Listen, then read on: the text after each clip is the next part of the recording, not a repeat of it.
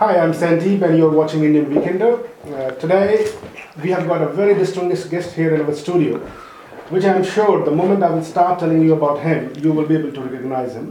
He is a former international civil servant. He is an accomplished politician. He is a great orator. He's a best-selling author. And above all, I personally believe, riding on his intellectual prowess, he often seems to be a man on the mission. I think you would have guessed by now, we have got Dr. Shashi Tharoor at our studio. Welcome to our studio, sir. Good to be with you, Sandeep.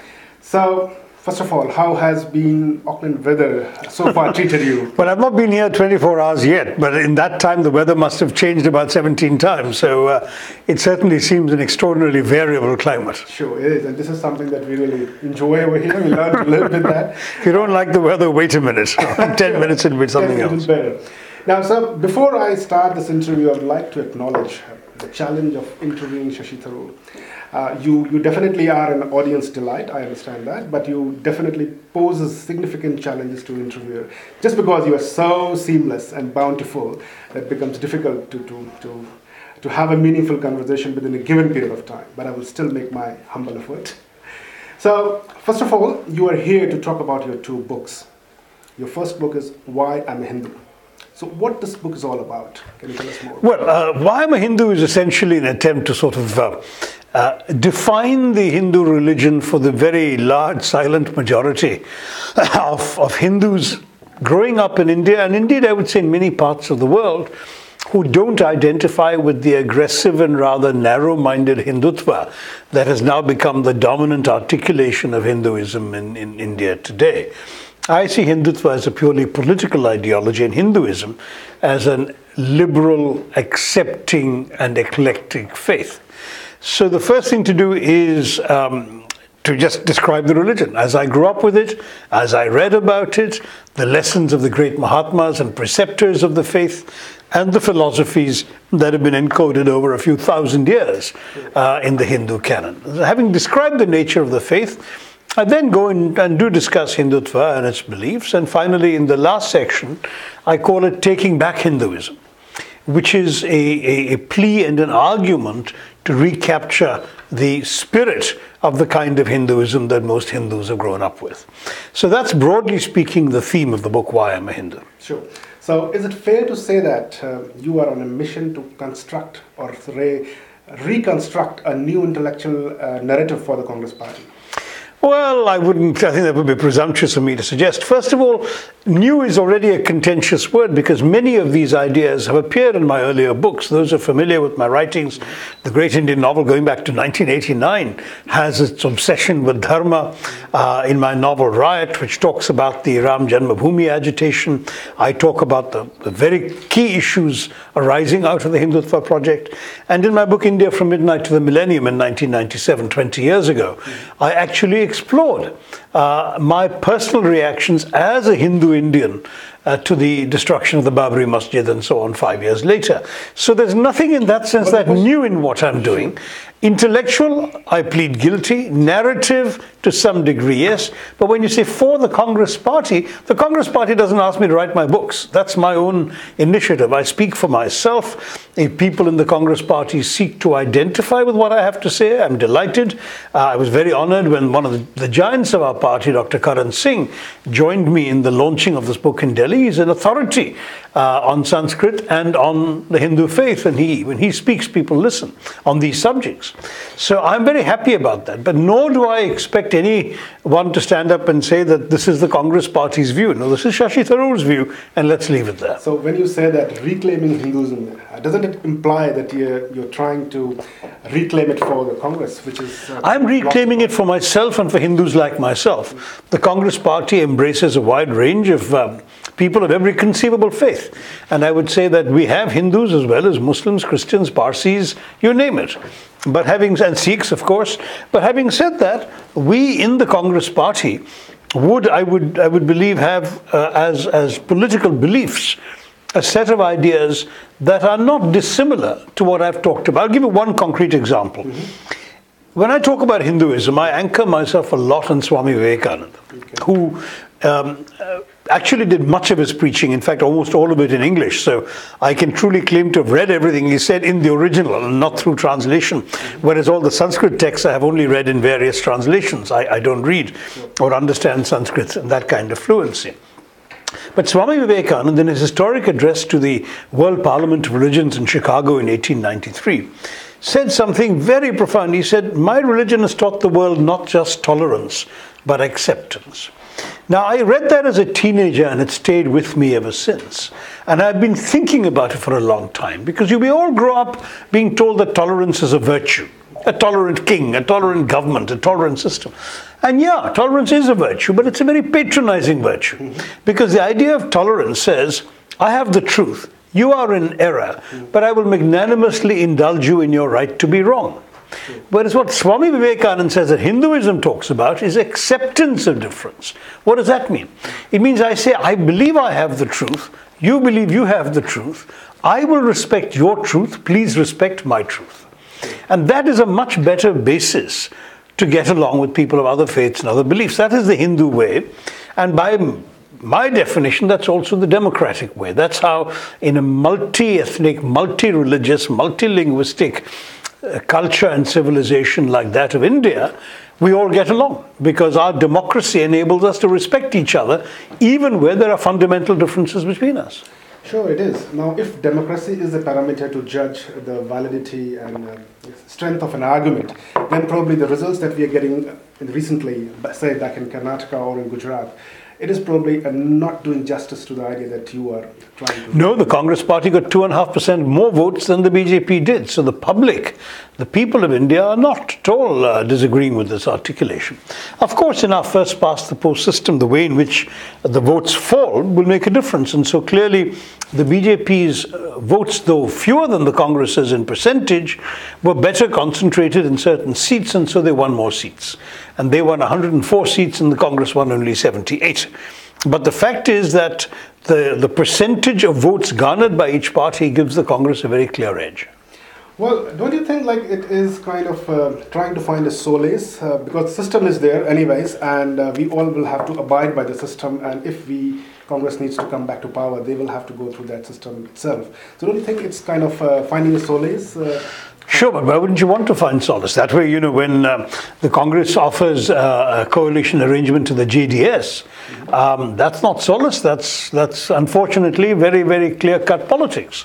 And now the Congress and the JDS together go to government and say we've got 78 plus 37, which is 115 against the BJP's 104. We should be forming the government.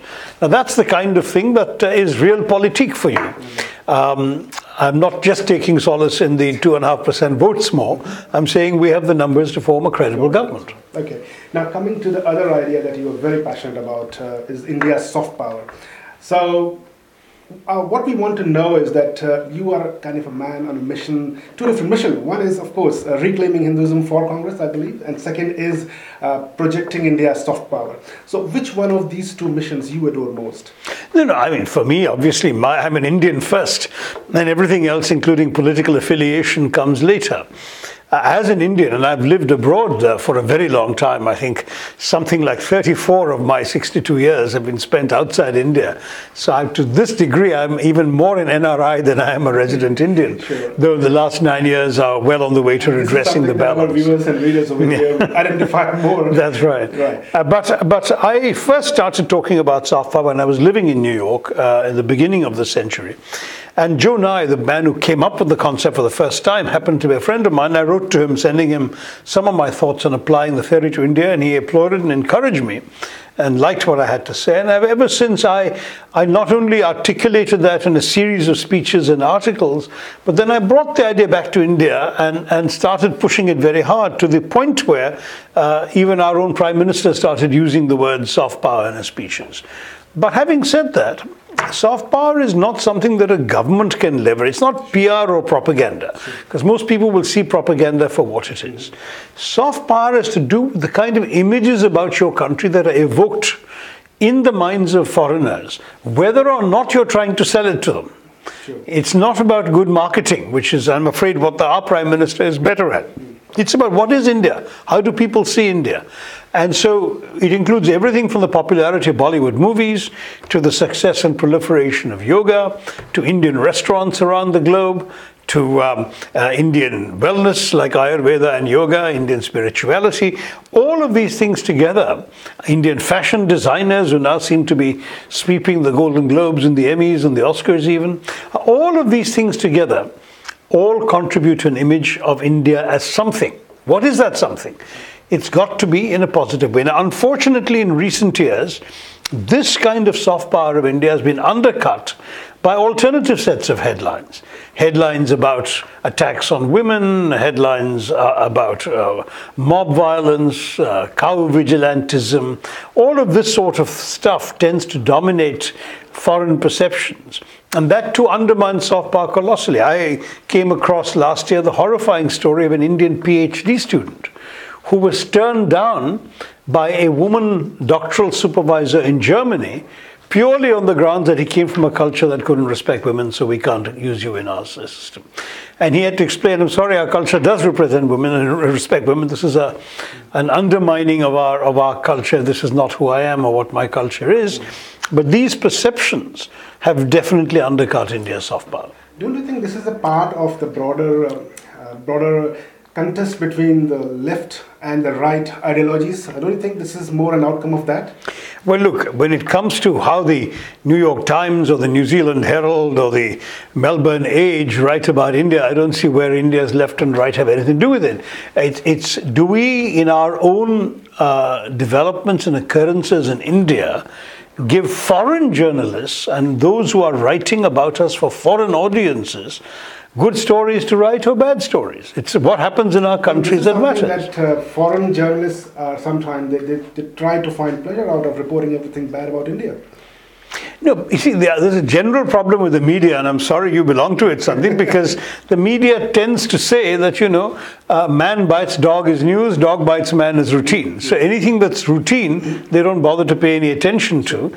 Whenever there is any particular controversy, then of course that's something which makes the headlines in media generally. I mean, so bad news is news, good news is no news. Okay. Sure. Now this kind of approach, sadly, is widespread across the media around the world. Sure. Now, in a country like India, very often what gets reported in the foreign media are the things that we are already talking about in India. And in some cases, you're right, it's what they want to talk about, whether we give it importance or not. Sure. But it's very difficult to deny that some of the bad news stories about India in recent years are not relevant, because these are stories that have dominated discourse in India too. Sure. And as a result, it's impossible to get away from.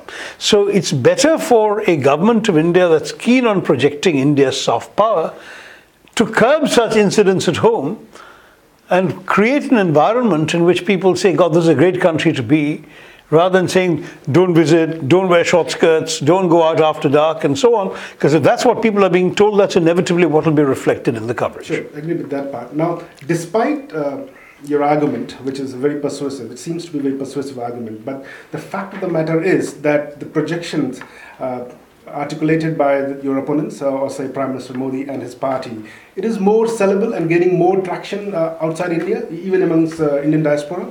So, good. Look, I want India to be well regarded. I've often said very openly and publicly, I'm an Indian first. If India succeeds under Mr. Modi, if our economy grows, if people prosper, I'll be happy. If, as a result of Mr. Modi's policies, the economy doesn't grow and people aren't finding the achhe din they were waiting for, then it's my duty as an opposition MP to point it out. The fact is that we in the opposition are also part of the national narrative. Sure. We want India to succeed. We may disagree about whether India is succeeding and how it should be helped to succeed. That's part of democracy. You have that in New Zealand, we have it in India. Sure. What I don't like and resent is having the legitimacy of our criticisms being challenged as if to say anything against Mr. Modi or the government is somehow anti-national. That is not what democracy is all about. In fact, it is a very nationalist thing to want the country to be better than it is today. Sure, certainly it is. Now, I know that you're very passionate about that. Now, moving to something which is more relevant here to our Indian community in New Zealand. Recently, on May 14th, we celebrated Fiji Gurmit Day. Yes. So, Gurmit is something I'm sure you I know it well. I know it well. You have written well. So, we want to know more about your opinion about this forced immigration or migration. Yeah, I mean, indentured labour was a horrible development, which really, when the British were forced under international moral pressure, including from their own churches and so on, to abolish slavery, they came up with this very clever scheme. They would take poor people, often people indebted and otherwise in need of money, get them to sign these onerous contracts that essentially bonded them as labour for several years. But the fact is that once that contract was over, the people were in no position to go back because the fine print of various conditions that were implied, that were levied on their ability to go back, meant that in practice practically no one went back. I've given the exact figures in my book, Inglorious Empire. This was actually in many ways worse than slavery. I've looked at the numbers, for example, of people transported on ships, and not just to Fiji, but also in the other direction, to Mauritius, to South Africa, to the Caribbean countries. And let me tell you that in many cases, the deaths on those ships just to reach their destination were greater than those of the shackled slaves from West Africa who were transported as forced slaves into the same destinations. So the indentured labor were really in some ways a form of slavery and no better off, in some ways worse off in terms of the conditions. They were grossly badly treated, horrendously underpaid and exploited, given very few rights. And I think it's to the credit of the people of Indian origin in all these countries, in Mauritius, in Fiji, in South Africa, in the Caribbean islands, that they were able to make decent lives for themselves and become productive, efficient, prominent members of their new societies. I really admire them a great deal, and I think these Girmitia stories need to be told, revived, and I'm very pleased to see from your own last weekend's issue the stories of Indians, people of Indian origin of today's generation, going back and recounting the tales of their ancestors who were brought out through indentured labor, through either by hook or by crook. Sometimes people were cheated, sometimes people were basically kidnapped. All of these things happened, and it's incredibly important to remember these stories. As I said in the context of that book about our history generally, I fully understand the logic for the statement forgive and forget. And I'm all for forgiving because I believe that nurturing hatred is a negative emotion for individuals as well as for societies. But why forget? Remember, not forgive and forget. Forgive but remember. Yeah, sure. I understand. That is your underlying theme. That's why probably you are writing about Inglorious Empire, and you're telling our current generations about the evils and atrocities of the whole British colonial empire. Now the challenge is, like, if you evoke that emotion and you make them aware of their past, now the challenge is how do you think they should react for the future? Like when we're talking about, say, in terms of Fiji Gurmitias, who have been born and brought up in an environment that was without any culture, a sense of understanding of culture or heritage. They are struggling to see how to relate in the future. And same with your call about talking about the evils of British colonial empire back in India as well. So how do you see that? How do you see that the current generation or the coming generation should be inspired by this? Well, it should look to the future because, you know, what happened to their ancestors was like a British fist being punched into the heart of a beating civilization, ripping these people out, taking them away from their cultural context and moorings and dumping them somewhere else. They were wrenched from their past. It becomes very difficult now to go back and recapture that past. And frankly, now 140, 150 years have passed in many of these cases. How do you ever reconnect with that kind of past? So the logical answer would be to say, no, the past is the past. Let's focus on the future. If today you're a Fijian or an Australian or a New Zealand citizen, make your future there. Just remember where you came from. Don't ever forget the sacrifices encoded in your DNA through your ancestors. But now work for the future, and I wish you all success. Sure, certainly. But that was in the context of Fiji Gurmitias. Coming back to your book, when you were talking about the evils of colonial empire and kind of seeking reparation as well for India, what I want to understand is that when you are creating that kind of awareness among the people that most of the problems that we are facing in our current setup, they are inherited by the British misrule. Don't you think you are creating a sense of complacency for our current generation of No, politicians? absolutely not. In fact, I keep stressing throughout the book that this is not in any way to excuse any of our current failures or justify any of our And lack of habits are easier to form, isn't it? No, the fact is that the British did reduce what was once a flourishing, rich and prosperous civilization into what it became. You know, in 1700, India is the richest country in the world, 27% of global GDP. As late as 1800, it's second richest, 23%. By 1947, it's one of the poorest, with less than 3% of global GDP and 90% of the population living below the poverty line. That's after 200 years of British rule. So we have to ask ourselves, who explains this transformation? How is it that the British left us with a literacy rate below 17% and only 8.8% of women being able to read and write? How can we explain that the life expectancy when the British left was 26 years of age? Every Indian born in the last year of British rule could expect only to live to the age of 26. How do we explain that the growth rate of the Indian economy in the entire first half of the 20th century under British rule was 0.01%. You know, when you go through number after number, the indictment can only be a savage indictment of British misrule and exploitation. They rule for themselves. Now, we can say that that was tough and so on, but now, of course, for 70 years, we have been ruling ourselves, and we are accountable for our own successes and failures. I never take comfort in blaming the past. I feel urgent and vital concerns about our present and our future. And I'm prepared as an Indian of today to work for the present and the future. But I don't see why I should cease to be aware of the past. Well, that's a very articulate explanation. I think that will be quite inspirational, especially to the politicians back in India to pull up their socks. They need to do a lot. There is a lot on the table still to be done. And to our viewers and readers, I can understand that this is a very, very breathtaking experience to hear from the man himself. And I'm sure you would know there is a lot more to come for this weekend. If you haven't yet bought your ticket from the Writers' Festival, where Dr. Shashi Tharoor will be talking about both his books, then please go to their website and do buy the books. And you can hear more from there. Probably you'll get a chance to say hello to him personally and a photo op option as well. So with those wishes, I would like to let you go. Is there any other message that you want to give to our readers?